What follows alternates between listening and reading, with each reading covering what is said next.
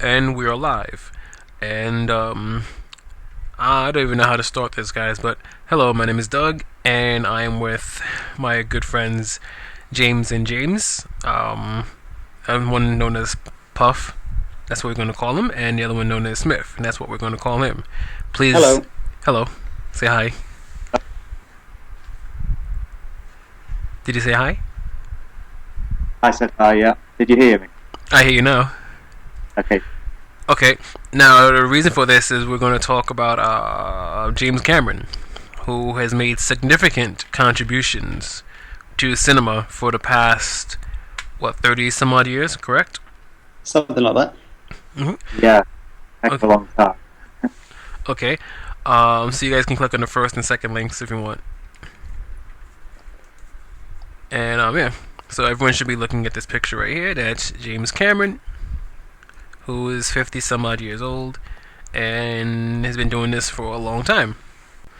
And I don't think we're going to be talking about every single movie he's done, but we're going to talk about his contributions as a whole to, cinema, as to the more memorable movies, ones that most likely everyone in the world have seen at this point. And we're going to start this conversation. Now, he's done a few movies. I think he did a movie called, what was the first movie he did? It was a short movie. I don't know much about it, but I just want to give it like an honorable mention. Something called Xenogenesis. Yeah, that's the one. Yeah, that's right. 1978 it was made. Yes, I don't know. I'll be honest. I don't know much about that. So if you guys know about it, if you guys want to talk about it for 2 seconds, and then we're gonna. I've never heard of it. I've only just seen it on the IMDb page here. I haven't seen it either, so I can't help you much. I know he had a big role in it. I think he produced it, and he wrote it, and he directed it. But apart from that, I'm not too sure. Okay. On any of the details of the film. Moving on then. Okay then. Then the next thing is Piranha, which I don't think really do we need to mention it. It's because I think I saw it as a kid, and it wasn't, a phenomenal movie. No, apparently it was ghost directed in that James Cameron was on set for like the first day and then got fired, but he still was credited as the director. Oh wow, that's interesting then. Now the next movie here, if we all want to click and look at it, would be The Terminator. I think I've heard of this. I'm not sure. I think so too. And I don't know if this picture does Arnold Schwarzenegger justice. It almost looks like he has a toupee on. Toupee. Yeah. Yes, he's looking a bit fabulous, isn't he? Yes. In all the 80s fashion with the laser lights behind him and yeah. And I don't know why a robot though has a gun with a laser sight on it or a zooming lens on it like he can't see. Yeah, that doesn't make sense. You should have like laser guided accuracy anyway, since he's a machine. Exactly. Now, but it looks cool. Now, to those who do not know what this movie was about, okay, James Cameron had a huge contribution to this movie. He helped produce it, make it, and all that other good stuff. It's about some dude named John Connor, who was fighting intelligent robots of the future who wanted to destroy mankind. And these bad guys sent a robot, a Terminator, played by Arnold Schwarzenegger, to go back in time and kill his mother, John Connor's mother, who was played by Linda Hamilton. And then the humans sent back a guy. You guys had to help me out here. What was the guy's name who went back in time? Kyle Reese. Okay, there you go. Kind of got an echo on it there. So, what are your guys' thoughts on this movie? Well, me personally, this is my favourite James Cameron movie out of anything he's directed since. I think that the contribution which he made to film overall was massive, and certainly in terms of CGI and some of the puppetry that was done on it and everything else on the film. I thought it was really revolutionary for its time, and I think it certainly was one of the most low budget films as well. So to achieve something like that with such a low budget, it's a really good film. Smith? I think it's probably one. Well, I think it's probably the best written film James Cameron has done. He's not known for his writing ability, but the way he kind of like combines film noir with science fiction and action, and the concept of time travel it's really quite clever. I mean, it's like a mishmash of lots of different films with huge technological advancements. I mean, the robot is when you see it in its final form is stop motion. Yeah. But for the time it came out, it was incredibly scary. Indeed. So Indeed. he was really quite innovative when he was a lad. Yes. One thing I give James Cameron a lot of credit for is his ingenuity, as Puff stated. With the budget, he was very creative, and in Hollywood or in film in general, it helps to be very creative and have a great imagination. One of the coolest things that he did with that movie was I would say he did something back then which now people use CG for, but he used, I don't know if it was a gigantic television screen or something, but there are scenes where which he duplicated in a later movie, which we'll get to in a second, where like I think one of the alien ships was crashing or something like that, and he just pretty much used a big projection screen, and and the actors were in front of it, and you didn't have the camera in front of it long because you didn't want to give away the illusion, but it really looked like they were running away from the ship, for whatever was happening in the background. They blended that extremely well. Was that the use of front screen projection or not? Because I'm not too sure he did that. I don't think it was blue screen, because I don't think blue screen technology was that good back then. I think it was literally just a gigantic projection screen, almost like like he had a silver screen, like a movie theater screen. It just projected, just literally had projected onto it, or like from behind. Maybe that's what I'm thinking. What he did. It's like that's by screen projection, because Stanley Kubrick used it a lot in 2001, but I don't know if he used it in the same way as he did. I'm not too sure. Yeah, I think you're right. I mean, James Cameron was a huge 2001: A Space Odyssey fan, and a lot of that was down to that was hugely influential technologically too. And that projection technique is what gives rise to the moon landing conspiracies. In that you could superimpose the astronauts onto the moon and have the background of space in the background with really realistically. So conspiracy. That's where that comes from. Bit of trivia for you. Not really necessary, but there we go. No, that was fantastic. But like they used to use that type of technology for setting and backdrops in the same way as they use the green screens now. Yeah. But that's I took it over. They don't really use it anymore. Yeah. And one of the other things that I liked about this movie, before we move on, is the makeup effects. I don't think anyone has ever seen that. I know there are some scenes where obviously it was just a puppet of Schwarzenegger, but scenes with him in it, with the pieces of metal showing underneath the skin, it's it added to the belief that, hey, this probably guy is a killer from the future. Yeah, I mean, it could so easily be cheesy. This, I mean, you have this robot who happens to look like a man, but it's got to act like a robot, and it could so easily devolve into B-movie rubbish, but he somehow managed to make it work. Yeah, there are movies that come out today, on the Sci-Fi Channel, which doesn't have the same quality, So that speaks a lot for this, for this movie and James Cameron's contribution to it. Okay, now I guess going to the next movie. Are we ready? Sure. Yeah. Okay. Next movie would be, actually, this one surprised me because I didn't even know he contributed to this. I don't know if you guys seen this, but this is Rambo: First Blood Part 2. Yeah. This is a movie. I never realised he did that. I had no idea. Me neither. And I like this movie a lot. I think I like the Rambo movies in general, but I had no idea that he had even had anything to do with this movie at all. The first movie, First Blood, was a cult classic, and everyone will agree with this. And then the second movie, they asked him to, I guess rescue some people, whatnot. On a side note, there is this Asian chick in this movie who just, ooh my gosh, her eyes, ooh, you know what I'm talking about. Yeah, I think we know. This movie is really something, isn't it? There isn't really any words to describe it. It's just so macho that nothing has ever come up to the standard. Yes, it's typical '80s, macho movie. Yes, big explosions, check.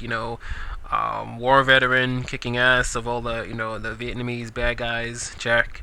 Yeah, it's got everything, and of course And Stallone does Russians. that. And Russians, yes. Well, was this Sorry. one with the Russians? Or was that the third one? Well, the Russians were financing the Vietnamese in this movie anyway. Oh, that's right. You're right about that. It's an interesting film to note in that in the pantheon of Vietnam War films, this is the one where the Americans win, which is pretty funny. Yes. Americans are so losers sometimes. I'm a patriot though. Don't hate mail, please. Sure, we all love America. That wasn't meant to come out like with any irony. This is cool. This is cool. Not the how it's run. So, Puff, have you seen this movie too, right? Yeah, I have. But it's hard for me to relate to it because I mean there was 3 films out in the series, wasn't there? I think there was one recently that was 4th movie for it, and I can't distinguish which one the second one is. If anybody could run over the plot for me. You want to handle that, Smith, or? Well, we saw it recently in class. I mean, we did a whole lesson on it. He's in prison, and then he gets brought back to save some POWs, but it's all a conspiracy, and all they want to do is kind of cause trouble out there. So he basically goes native, kills a bunch of Vietnamese, and comes back to base and shoots up the computers and like threatens the captain, and it's pretty awesome. I think I remember that one.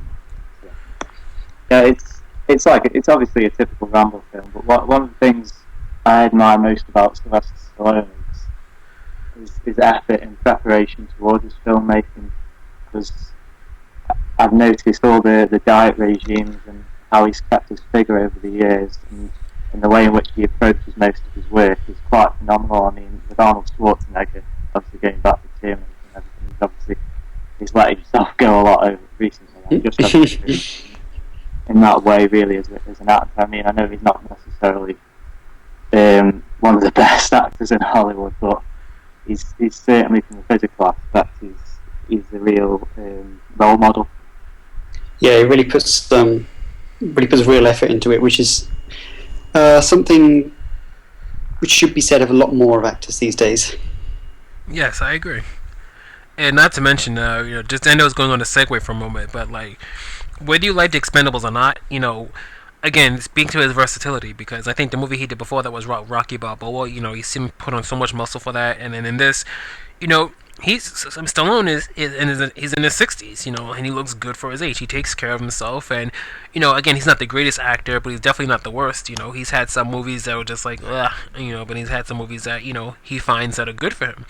And I kind of like that he went and produced this movie because he made it how he wanted to make it, and he was good in this movie because he, I guess he knows what kind of movie he's good in, and it's obviously action movies. Yeah, I agree totally. I wouldn't want to see Stallone in Hamlet, Yeah. I think it's more like yeah, exactly. Okay, on to the next movie, and this is, in my opinion, a true classic, and just wow, and it is Aliens, and I chose this picture because I love this gun. It's made up of 2 different guns, isn't it? It's if I'm right, it's made up of an MP44 with a shotgun like attached underneath. I believe you're right. MP4, sorry. I'm not a gun expert, but I think so. One thing I like about what's his name, Cameron. I'm old. Sorry, guys. Is he'll recycle actors. You know, he likes working with them. He'll work with them in other movies. If you see here, that's the actor Michael Biehn on the right, and he was in Terminator, and he's been in a couple other of his movies as well. And then of course we have the legendary Sigourney Weaver Hmm. reprising her role as Ellen Ripley. Now, if you unless you've been living underneath a rock, then you should know who Sigourney Weaver is, and you should know the Aliens franchise because it is just something that is just I don't know. It for me at least. It's phenomenal. It's powerful. It's a, you know. Yeah, this is something which is close to my heart, and I think this is the film in which you really get to see the Ripley character come through. It's a real female power kind of movie. Yes, girl power. Yeah. Yeah, yeah, I totally agree. I mean, the one thing about the Alien films is again, it's well written, but I'm not too sure how much involvement James Cameron actually had on the script. I mean, I know he directed it, Right. but not too sure if he did he write the script. Yeah, James Cameron wrote the script for this one, and he gave birth to the idea of the alien queen, Yes, he amongst did. other things in the film, which I think he really advanced it a lot. I mean, rather than just being kind of like a hired gun to advance the series, as I imagine Fox wanted, Yes. he really took it in a different direction, which made it interesting. I mean, I love the first Alien, but you couldn't just make another one. You got to do something different with it. Gotta up the ante. Yeah, which I really liked. Which, Yeah, I which think it's more difficult to shoot as well because instead of just focusing on one alien like it was in the first film, you have to start thinking about using multiple aliens and approaching it in that way. I think it's a lot more harder to film than just focusing on just one, say, monster in a film, like with most horror films. Yeah, it's a completely different dynamic. It's an us v them rather than yes. being hunted down. Yes. And an honorable mention goes to H.R. Geiger because this movie, this whole franchise wouldn't be anything without him. I mean, Yeah. I was the Ridley Scott directed the first movie. He came to him, and he created these creatures, which I believe has a lot of sexual undertones. In the creation of the creature and its look and everything. Yeah, And but that first movie was just phenomenal. First of all, it's they find a bunch of eggs, so you kind of almost knew that if there were to be a sequel, you almost knew there had to be a queen because something had to be laying these eggs. They weren't being created osmosis, and the whole process of them, how they latch yourself under a person and actually have the person live long enough to so the egg can take root and grow, and the way it comes out, is just it's something again no one has ever seen before. And yeah, it was really something. It's the whole image of the alien is something which has scared me before I even saw the movie. I mean, I saw the picture of the thing on the back of the video, and I was terrified by it. It's so like striking visually. And, exactly. It's one of the first movies, in my opinion, that when you saw an alien, it actually looked alien. There's nothing human about it, in my opinion. I mean, other than the fact that it had 2 arms and 2 legs, it was the most extraterrestrial-looking creature I've seen, ever. And the fact that it has no eyes, that it's completely black, is you don't know where it's looking, or it's just kind of like a mysterious Correct. thing underneath. Scariest, to me, the scariest elements of like the whole reproductive process of it is the spider creature, which has to like leap onto victims' face and then obviously impregnate them. I think that's more, with me, more of a scary aspect than the actual alien itself. It's a very scary idea that it kind of like rapes you and impregnates inside you. Yes, and there's nothing you can do. Absolutely nothing you Yeah. can do. And then again, this movie again, as you said, up the ante. They created a queen. Not only in this movie, the Aliens and the first one, they were excellent in showing the intelligence of these creatures because it wasn't just a savage beast. Because you can just shoot a savage beast all day because they're dumb, big, dumb creatures. This creature is not only savage, it's intelligent. It learns and adapts, and Yeah. that's what makes it scary. One of the most, in my opinion, one of the most scariest scenes of this movie. Now, I'm going to tell you this something. I saw this movie when I was a child, 6 years old. Now, when they released it as like a director's cut, blah blah blah. When I saw this originally in the theaters, there was no director's cut. You know, it was just as director's cut was in the theaters. Whatever, no matter what anyone says, it was. And it was a long movie. But one of the scariest scenes was when they had there was a scene where they started shoring up their defenses, and they put up these turret guns, and they had like 1,000 rounds each, and these aliens were coming in, and these guns were doing this thing, shooting them, but the aliens kept coming, and just when like, there was like almost like no rounds left, the aliens stopped and ran away, and you would think, okay, that's it, that's the only way in, but the aliens found another way that the humans missed. And that's the scariest scene, when Michael Bean's character goes up to the roof, he in the ceiling, and he looks up, and when you see like 50 of them just crawling, and just and the way he reacted, falling back and shooting, I think that's another thing. That's an honest reaction, because if I saw that, I would do the same damn thing. Yeah. I have a phobia of spiders. If I saw an army man coming at me, I'd be screaming. If I had a gun, I'd probably be I'd be shooting them. It's something that to this day, still gets me. And I think in that particular scene, I think the element of suspense and tension is really directed really well by him, because I think there's various close-up shots of the rounds on the guns that are constantly counting down, and then obviously you get the establishing shot of aliens moving across the roof, and I think that kind of like adds to the whole tension of that particular scene. I think it pulls it off really well. Indeed. Yeah, it's really really well edited as well. The whole film is just the tension is so racked up, and I would like to explain my favourite scene. Is when Ripley has gone into the catacombs of the station to find Newt, who's been captured by the aliens. She finds her, and then she's heading back. And then she notices in this room she's gone into thousands of eggs around her, and she hears this slow kind of, and she turns around ever so slowly, and there is this monstrous alien queen with the double jaw thing, and breathing, the incessant breathing, laying these eggs, and she gives it that kind of like look. She out of the corner of her eye, and then she just burns the whole place. It's like a brilliant moment in film history, and that's the female on female battle, like the Battle of the Mothers. It was just so powerful. Yes. Yeah, the symbolism. Go on if you had a point to say. The whole symbolism of that is just fantastic, and not only that is the fact that it wasn't CG. I'm gonna talk about that for a moment.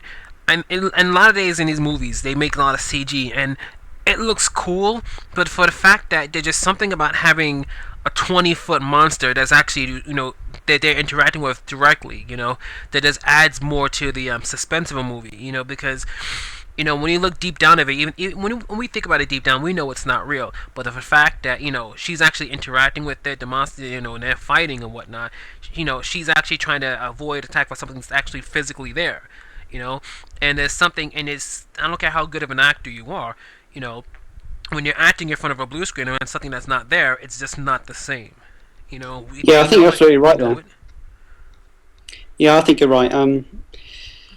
It's like, because they can do something, they feel they have to. Yeah. Because you can make things on the computer. Just take that extra effort and build something which is actually in front of the camera, because we can tell. And something which is actually there, whether it's exactly. How well it's made or not, it's a completely different feeling. And that's what makes that movie. I can watch Alien vs Predator and see like 200 little aliens running at them, and that looks cool. But again, they're not really there. If you did the same scene and had like 150 extras just dressed up in alien suits coming at them, I know they're really there. And I'm like, they're really there. I go, okay. That's gone. Okay. Sorry about that. This is good. Now, another scene I like about this movie, and this is what I was talking about when I mentioned James Cameron and the effect he used in Terminator. In this movie, this is just after the first time they go into the catacombs, and they awaken the aliens. And, you see the wall. Think what you think is walls. And the aliens start moving, and they're trying to get the hell out of there. When they call for this ship to come after them. and they realize the aliens in the ship, and then it crash lands. Now, when you look at that scene, it looks like that ship is really about to crash into. Now, again, that wasn't CG. That was like, there's a giant screen where someone projected that image onto it, and they run in the background, But they do it quick enough that you don't really think about it, it really looks like, oh my gosh, they better move before they're gonna die. Yeah. Again, a death thing is that's something you don't see in a lot in theaters nowadays. Just a lot of advancements, and not to mention the gun sounds in this movie. Oh my gosh! Woo. Oh yeah, great sound effects. Yeah, they've got a lot of like meat and drive behind them. Every bit of sound effects has. With like you say the use of weapons, also with anything that describes the aliens got like really hissy, horrible sounds. Yes. The whole movie. Yes, and I also like. I know we got to go to the next movie, but I want to talk about a couple more things. The Queen, when she got pissed, and then she was chasing them, and then she looked at the elevator, and she realized she figured out how to get in there. Mm-hmm. When that elevator door opened, and at first you couldn't see anything, and then you see like the part of the face, and you're just like, oh shit. And then you're thinking about, how Bishop, she's thinking the Bishop betrayed them. And, everyone's thinking, oh my god, what's going to happen? Oh, she's going to die. There's nothing. And then Bishop comes and saves them. And then you think it's over, right? Because they do the whole cinema sequence, and then, the explosions, and they're on the ship. And, yeah, blah, blah, blah, blah, blah. And then what happens? What do you see? Bishop gets gutted with the tail. That's a good fight sequence too. I love that in that it was using Alien as well. The kind of false ending, it catches you unawares, and it's probably one of the scariest parts. Yes, absolutely. I think on the lighter mood for this particular film is, I think in the way of trust and relationships between the characters, there's a lot more elements of trust and friendship, whereas in the first one, everybody didn't, especially with the android, everybody didn't feel as though they knew people well enough, or they were alienated from everybody else. And I think, especially with the little girl, I'm not too sure on the name, what her name is in the film. You can help me out with that. Loot. Yes, that's the one. There's always, obviously Ripley had a big motherly relationship with her, and obviously as time went by, she learned to trust the android that was used in the second film. And I think that it's on a lighter note, it's a better film in that way. Yes, this one was very dark. I agree. Okay, all right. So on to the next movie then. Okay. Okay, the next movie is a great movie too. Is The Abyss. Yeah, not many people know about this one, which is a bit of a shame because I like it a lot. Yeah, I did see this movie when I was younger. I haven't seen it recently, I'll be honest. So if either of you know a lot more about it than I would, feel free. All I can tell you is I did know that it won a whole bunch of awards, for its advancements in special effects. Yeah. Like I wanted to find a larger picture of this sequence right here, but I couldn't. And but yeah, if you've seen the movie, you know what I'm talking about. The water. It looks like water, and it's given shape. The aliens. There's it's a going on our movie. But go ahead, you guys. If you guys talk about it, go ahead. I can't say that I know a lot about this film. I mean, it's not really one of his most popular films, and I think I have seen snippets of it in the past, but I'm a bit hazy on this movie myself. Well, I believe I haven't seen it in a while, but it's they find aliens under the sea basically, and it's and this water thing here is kind of like a manifestation of the alien consciousness, which uses the water to communicate with the humans, and then at the end they give a warning to them. Saying you need to stop with these wars, otherwise we're going to kill you, basically. Pretty much. And it centers around the relationship between Ed Harris and this actress, who shall remain nameless because I've forgotten her name, and their tumultuous marriage. which is kind of distracts in a way, I think, but it's still a good movie. All right then. Yeah, I'll definitely look it up in the future. It does look pretty good. Yes. Um. And okay, so I guess that's it for that one. Good movie overall, though. Isn't this one of the first? This was one of the first movies which used CGI to its fullest effects, wasn't it? You might be right. I'm going to agree with you on that. I don't know if that's accurate or not, but I'm going to agree with you for now. I can't think of anything earlier. Me neither. Oh, maybe except Tron, but that was very didn't use very much. Yeah, I know the movie Willow. I know that was one of the first movies to take morphing and like really move it to the next level. Yeah. But yeah, but not to the. It wasn't completely computer generated matter like that, was it? Oh no, it wasn't. You're right about that. Yeah. So yeah, I'll agree with you on that. Now speaking of this, when you look at this water creature, and then we're gonna, thinking about that, we're gonna take a look at the next movie right now. If you want to click on that. Okie doke. And that is this movie here, Terminator 2. Now, this movie made all kinds of advancements. Obviously, some of it looks dated today, but when you first saw this, and you cannot tell me that this movie did not blow your mind away. Well, yeah, not just in its special effects, but just its energy and kind of like relentless chase and excitement. It's just mind blowing. I mean, exactly. That blew my 8-year-old mind. Now, this movie, again, thinking back to The Abyss, James Cameron, I'm sure, had the same people come and use the same, effects with using the liquid metal Terminator. This guy, Robert Patrick, was definitely an advancement over Schwarzenegger's, metal body.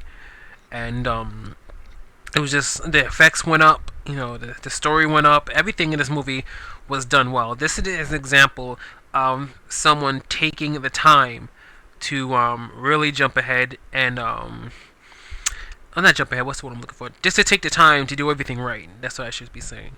And that's what I like about James Cameron. He doesn't mind. He's not someone who just crank out sequels and sequels just for bucks. He'll take the time to make sure everything is done right. Yeah, he has to be commended for that. He took the original story and turned it on its head. He made Arnold Schwarzenegger the good guy, and then gave an even more powerful villain to face off against him. I think, in my view, looking back at it, it might not have been a good decision to have put Arnold Schwarzenegger in that kind of good role, because I don't think he gave as good as a performance as he gave in the first one, me personally. But overall, the film was brilliant. But I don't think it was better than the first. No, that's where we disagree. I think this one is better than the first because of the way it kind of expands the implications of it, in that that there is no fate and things like that. And I think the fact that he does turn good is, a machine can turn good who has one kind of like straight mission, who can learn to feel emotion. Well, I think that really says something. I think it's definitely more interesting than the kind of slasher genre that the first one was. Well, to kind of agree and disagree with both of you. Well, he was turned good, so to speak, because they captured him and reprogrammed him. Oh, well, yeah. However, that being said, he didn't, show the capacity to learn. Now, and I admit in Terminator 3, which is a movie I'm not sure should have been made, or should not have been made. Should not have been made without James Cameron, I should say. I know that there are some moments where I'm like, okay, this was a little silly, as far as the acting goes or whatnot. I would say that they made Schwarzenegger too far different from his original character, and I don't think that was a good thing. But I would say, Terminator 2, I liked it overall. I think it's definitely the best scene by far, and one of the most brilliant themes from like a technical point of view was one where the liquid Terminator morphs out of the checkered floor, when he's trying to infiltrate security in the asylum. And are you familiar with that particular scene? Oh yes, definitely. Yeah, That was a great scene. And I think that was revolutionary in terms of CGI and technical achievements. I think that particular scene would have took quite a long time to achieve what they wanted to get, especially considering the time it was made in. I think it was 1991, wasn't it? So yeah, those types of CGI techniques would have been really difficult to pull off, but it was pulled off really well. oh, I'm sure he spent a lot of money on that. Yeah, And speaking on that, one thing I like about Cameron, as he did in this movie. I don't know if he did in other movies, but he's not he'll save money wherever he can. You know, he it's like he has, you know, a what's one? Like even though he might be given like $1 billion budget, so to speak, you know, he'll use it to his advantage. You know, he'll save money wherever he can. For example, with that scene where you know, the thing walked from the ground, and you see him, you know, clone the other cop. You know, I mean that wasn't CG. You know, there was actually Cameron will actually hire twins, you know, yeah, and that's what happened, you know. So he didn't have to waste time in doing a blue screen of another, you know, of the person doing the same scene twice. He hires twins, and that saves a ridiculous amount of money, you know. And I believe there was a scene in the director's cut, or a deleted scene or whatever, where you see Sarah Connor taking out the chip, trying to take out the chip in the robot's brain. And what they do was because I believe Linda Hamilton has a twin sister, and so they took what was supposed to be a mirror, but wasn't really a mirror, and it had the twins, and they just acted, you know, in unison. And it was taken out of the original cut of the movie, but that just shows, in my opinion, you know, what lengths he'll go to, you know, to again not to be cheap, you know, but to save money. But like I said, practical effects will work, you know. Well, I think in this case he definitely did, but I think maybe once he had the power of having these extraordinary budgets like Titanic, he kind of went beyond himself, and this has, I think, in his current form, he's using technology because he can, in my opinion. But I'm sure we'll get to that once we get to some of his latest movies. Oh yeah. Next movie then. Sure. yep. Okay. Next movie is. Ooh. Yes, True Lies. Well, how do I know you're going to have this picture? I didn't know you're going to have every single angle. Yeah. It's a great scene. Jamie Lee Curtis is up there in years, but you know, you know, she shows she still got it. That's I definitely. never understood the point of this entire subplot. Oh well, because I'll explain in a second, but just so we don't offend anybody, the next link actually is a scene for another scene from the movie. Okay. But yeah, that whole plot, I kind of got it, you know, because you know, Schwarzenegger is trying to woo his wife, who seemed to be bored and whatnot, so he gave her a sense of adventure. Yeah, but what does that have to do with the main plot with the terrorist? Nothing at all. It's a subplot. Well, it extends the movie too long. You think so? Yeah. I liked it. That's just me though. Yeah. I What think do you think of True Lies? this movie had a great ensemble cast in my opinion. You had obviously Schwarzenegger, Jamie Lee Curtis. You had Tom Arnold, who's pretty funny. And some people may not find him funny, but in the right roles, I think he's funny. You know, in this movie, he was pretty funny, and they also had, I think, the first appearance of Eliza Dushku, who I think a lot of guys you know, kind of swoon over or whatnot. But I'll be honest, in this movie, she was butt ugly. I have no idea who she is. Um, how would I explain it? Puff, do you know who she is? Sorry. Do you know who Eliza Dushku is or no? No, sorry, I don't. Okay, she's an American actress. I'm trying to think what other things she's been in. Nothing really major. I think she was in that show Buffy the Vampire Slayer. I think she was one of the characters on that. I know right now she's dating a basketball player, Rick Fox, and Oh she yeah, also. those basketball players, us Brits really know. Oh, okay. She had a short-lived TV series called True Calling, and something else. I think a series called Dollhouse. I don't know if that plays over there or not, but I think we have no idea. okay. All right, no worries. Moving on then. But yeah, this movie again, um, tremendous special effects. You know, a lot of advancements, in my opinion, and cool ideas. You know, about Schwarzenegger chasing someone on a motorcycle on a horse. You know, and the horse not willing to jump over a city block. To catch the bad guy. It was cool. I like this movie. Him being a spy. Because in this, he's getting older in years, but still, I think they managed to pull off something convincing. it's one of I think it's one of Arnold Schwarzenegger's weaker films, to be honest. Like, I think it comes below the Recall or Running Man or any of them ones in particular. Really now? Yeah, I really enjoy Total Recall and The Running Man. That's funny because I would say this movie would be in between Total Recall and The Running Man. I wouldn't say it's better than The Running Man, even though it's a cult classic, I'm sure. But I wouldn't say this is my opinion though. I wouldn't say The Running Man is better than this movie. The role fits Schwarzenegger better in those types of films that, like I just mentioned. That as an actor, I don't really appreciate him much, but in those type of films, he does really come out.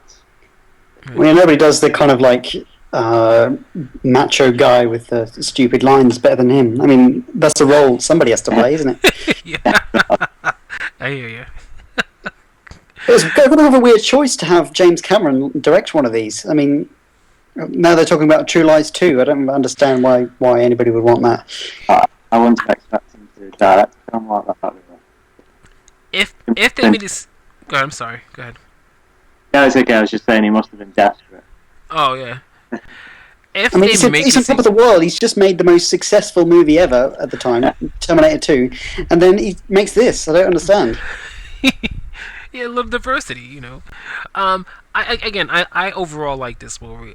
If they made a sequel, which I don't want to see, but if they did, I would only really watch it if Cameron was involved, because I don't think anyone else could capture it. Well, I think it's okay, and I don't really know what it's supposed to be captured. I mean, Right. it's True Lies. It's people blowing up stuff, and then he says you're fired, and then that's it. It's funny. Okay, then the next movie, there's two more left, and the next movie is, I'm sure we all can probably guess, is Titanic, which was 3 hours of Leonardo DiCaprio trying to get some ass. Oh well, it wasn't 3. I mean, there was a big part in the beginning where Bill Paxton's trying to get some ass and a diamond. Yes.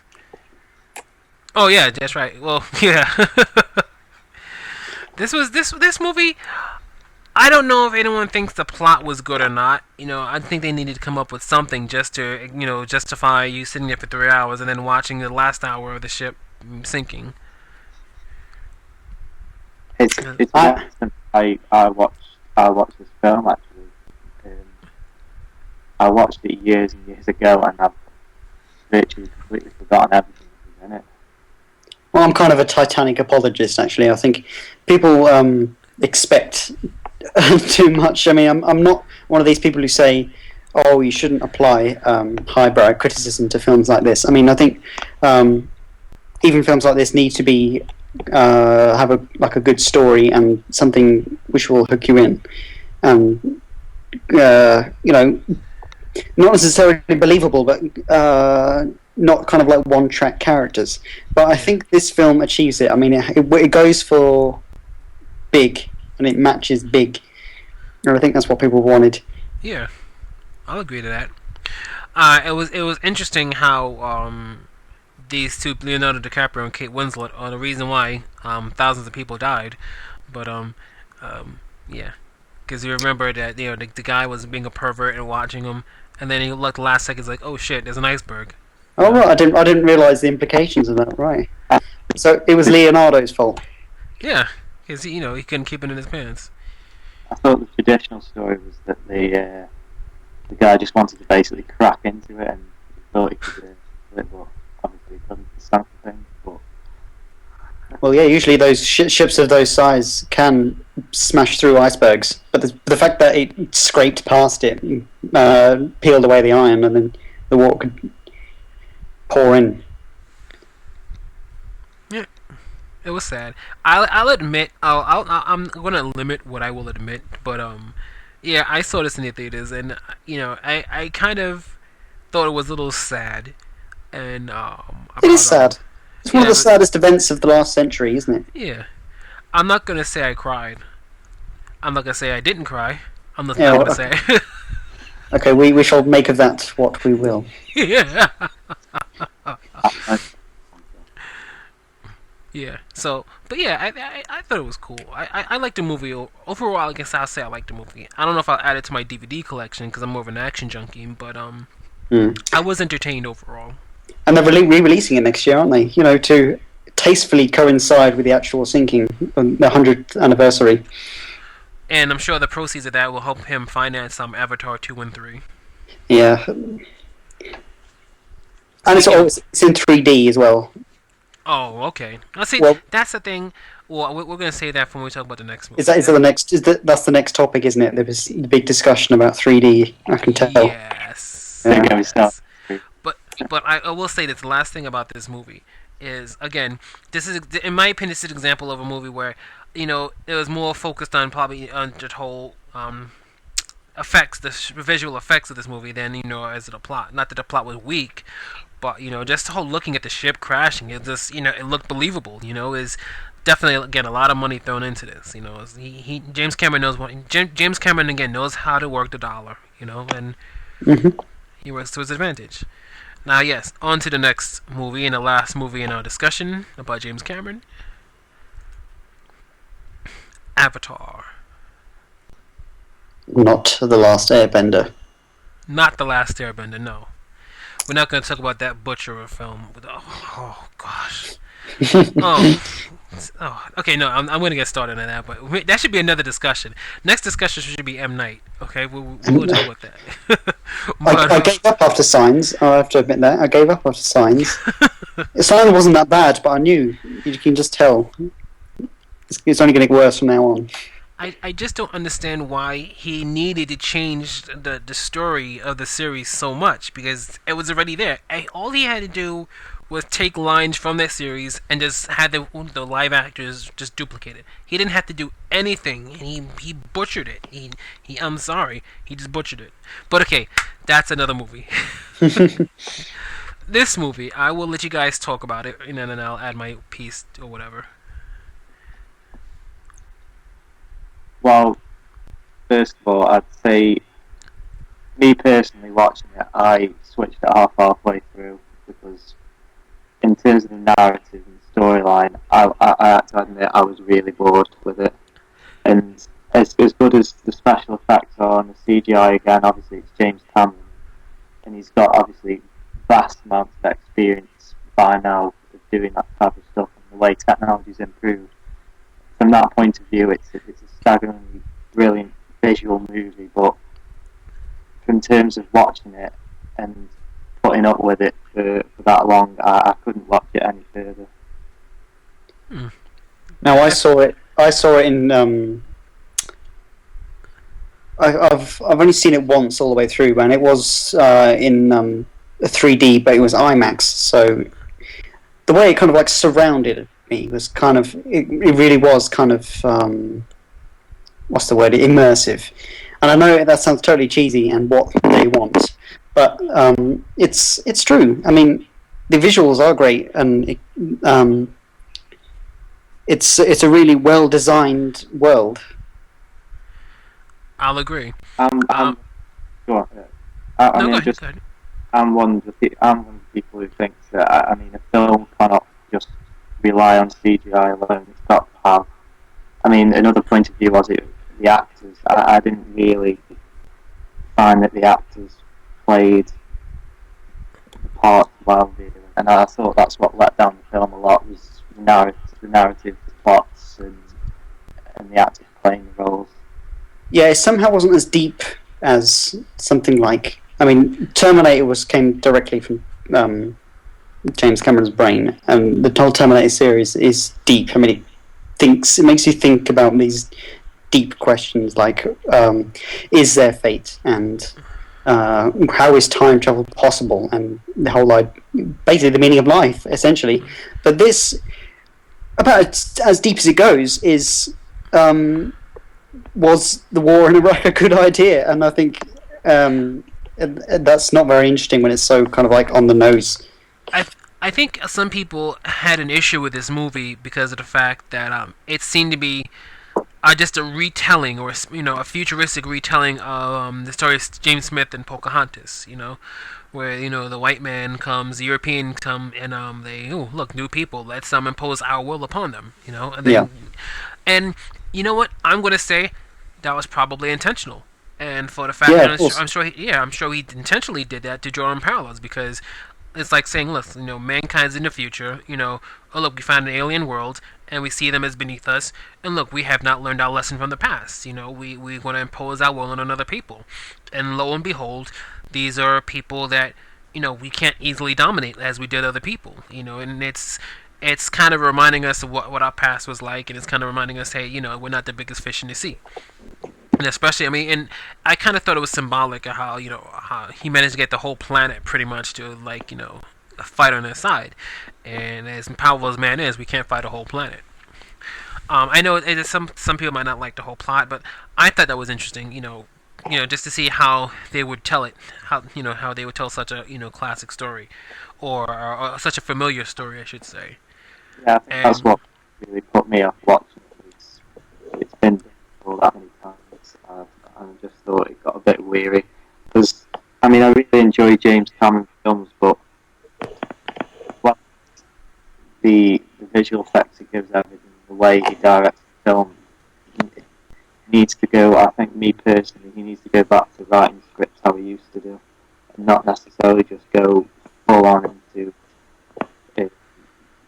the way in which films are made and the technical aspects of it all. I think that he spends too much of his time on that aspect of it. I completely agree. But in defense of Avatar, I think it works for younger people, and people who aren't necessarily literate in filmmaking or indeed storytelling, and that it's a very kind of like it's been done loads of times, but it's a kind of classic storyline. Yeah. So that's why Dances with Wolves and Pocahontas are so popular, because it's kind of like it hits those tropes. It kind of in human beings have this innate understanding of story somehow, and it kind of hits those buttons. But people like us who are movie literate say, "Oh, we've seen this a million times before," and it's tiring, despite the visuals. So I think it's a good film for younger people, but not a masterpiece. What more about it was the hype that it was given beforehand, like the whole marketing ploys beforehand was setting it up to be like one of the biggest films in the last decade, or even further. Yeah. It was a real big anticlimax. Interesting. About this movie, I will agree. I actually will agree with both of what you guys said. You guys bring up some very valid points. What I do like, what draws me to the film too, is again, not so much the storyline, but for the fact that, again, James Cameron will experiment, and I believe he said so himself. He's wanted to make this movie probably for the past decade, but he said he wanted technology to improve to the point where he can get what he had in his mind, out there for all of us to see. So I do give him a lot of respect. I do, appreciate his patience, obviously, for that. And I do feel that maybe that he was so anxious to get this out, maybe that the whole plot got away from him or whatever, or any more depth, because of the fact that he just wanted to make it as visually stunning as possible, and maybe the plot suffered because of that. Possibly. Overall, I like the movie. overall, I mean, just looking at this picture, I love the fact that there are imperfections. You know, their hair is braided. You can see like little stray hairs on the side. It looks real. You see the light, the way the light's reflecting off the skin. It looks believably real. You know, obviously you notice it's an alien creature or whatnot, but even the teeth looks like real teeth. You know, the expressions, everything. There's little snippets you can find online to show how they, how they did the motion capture. They literally had cameras that the people were on their face. They recorded every movement, and so everything that these CG characters are doing, they're doing because the actors actually, did them live, and they were just, rendered, as they were, it's like some kind of advanced motion capture. Again, he put a lot of money into this, and I'm sure he put out exactly what he wanted to put out. And there's a lot of directors, a lot of people in general, directors, producers in general, who throw a lot of money at something and don't get what they were looking for. And I'm pretty sure this is. So I would like to put my hat on this movie, but I can't because I know it's exactly what he put in, and in my opinion, it paid off. I've never seen anything like it before, and on top of that, you've got all these copycats now. Oh, let's do this in 3D now. Let's do this in 3D. And Yeah, that's something we have to acknowledge. We have to say 3D isn't what has made this film so popular. It's first of all, it's obviously what I said before, the kind of classic story arc, and the design of the universe, I think. Yes. And the way the special effects enhance that. But if you have a crap source and then you put it in 3D, it's not going to magically transform your crap into gold. Exactly. I think the whole Avatar film as well is it's a double-edged sword really, because as with it will advance the way in which films will be made in the future, and for years and years to come. It's also in terms of like location setting and things like that. I think it destroys the natural elements of films and the realism of films, because myself, I'm from England, and I've watched a lot of British films, and I'm really admire of the way in which British films are made, and how they use natural sources and location filming. Hardly anything's, particularly with films by Shane Meadows or directors like them. I think that it takes a lot more artistic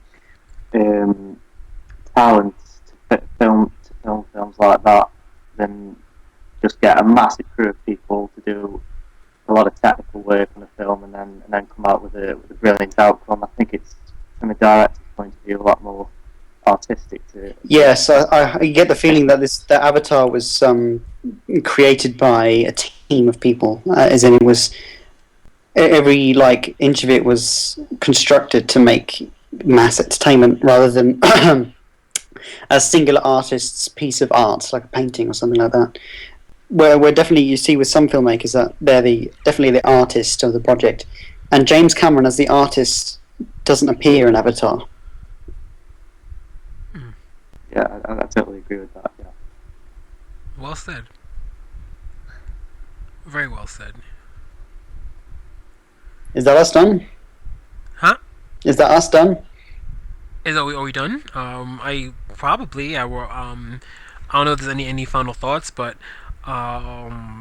James Cameron definitely has, no matter what happens, he's definitely left an indelible mark on cinema and on pop culture and in the world as a whole. For generations to come, there'll be people looking to emulate what he does or what he's brought to the, and hopefully, if they, are inspired by what he does, they take his ideas and take it to the next level instead of duplicating what he does, where it looks cheesy or it looks like, a total ripoff, because that definitely would not be entertaining. Yeah, visually is, in my opinion, one of the greatest, if not the greatest directors ever in film and producing films, like anything to do with technology and CGI and that visual aspect, and anything behind it, like his artistic vision and the way that he uses the resources that he has and puts that on film. I think he's one of the best directors. Yes. In the past God knows how many years. Mm-hmm. Exactly. For the fact that he will use physical effects whenever possible and not have to use, fake effects. Again, one more example. We'll go back into the Terminator series. He's not afraid of taking a chopper and crashing it into a SWAT vehicle, where someone else would probably do that entirely CG. It's more fun to watch something really get blown up instead of looking at imagination. And a fake explosion. No, Yeah, but we'll see, because Avatar was essentially an entirely computer-generated film. So I don't know whether he's abandoned that style or not. I don't know. We'll see. I kind of have to say for that movie though, it kind of had to, because for the fact that everything was in an alien world, so everything kind of had to be created from scratch. Yeah, but everything is based on something in real life. I mean, Yeah. It's set in the jungle. You could easily go to the rainforests, Yeah. and there's the beasts are definitely based on real creatures, which he's seen because he's been on these kind of treks undersea and in the rainforest and things like that, and he's seen these creatures. Obviously, inspired his designs. Oh yeah. So I think definitely something more natural could have come through, but that's why I think he's been kind of stunned by the technology in Avatar, especially because he's had all longer than 10 years to since Titanic to make Avatar, and in that time he's been introduced to all these kinds of technology, and he's been kind of mystified by them, where he should have been learning how to maintain his storytelling ability. I'm going to bring up one more thing before we end this. I remember talking to someone about this movie when it came out, and they didn't like it because they felt like these aliens, what they call the Na'vi, whatever they're called, that they were pretty much raping the other animals on this planet by connecting their tendrils together and enforcing their will upon it. And so they didn't like it. They didn't like the movie for that. So I just want to get what you guys think about that. I think that's silly. Well, I think you can take symbology behind everything, but I don't think there's anything towards that. I don't see how it's a bad one really to complain about. Right. I can see what she's talking about, imposing as a woman, and I can see what she means, because like imposing your will upon another creature, but at the same time, when the connection is severed, like a creature could be like bucking them off or whatnot, but I guess I don't know if it's more like imposing your will or more like communicating with the monster directly and then getting some kind of rapport with them, and so it's something where if the monster doesn't want you to subjugate them, they wouldn't let you. You know what I mean? And another thing I liked about the movie was the fact that the entire planet seemed to be alive. When they connected their little things to that little symbolic tree of life thing or whatever it was, and when in doing that, it caused the whole planet, to pretty much have all the animals come together, etc., etc. I think that kind of the whole notion of a living planet is kind of. I mean, we've heard the concept before, but never like on this level. Yeah, I think it approaches the direction that science is probably going to, and not necessarily relying too much on technology and the mechanical elements of things like it has been in the past in industrial times. I think it's moved on to a more organic approach towards life, about how everything really essentially is a living organism, and that could be interpreted in the ways in which science is now looking at planet Earth. But I think that's my personal point of view. I hear you. Alright, so I guess that's it then? Are we done? Sure, I'm done. Okay. And going back to the James Cameron image. James Cameron, the man, the myth, and is he a legend? I guess that would be for you all to decide, right? Maybe. Yeah. Alright, and I thank you all for listening, whoever's listening. And I'm sorry if this. No, I'm not apologizing for anything. This was fun. And thank you, James, and thank you, James, for both contributing. Thank you. Okay. And I hope we can do something this again soon. Yeah, Sure, definitely. that'd be fun. All right, and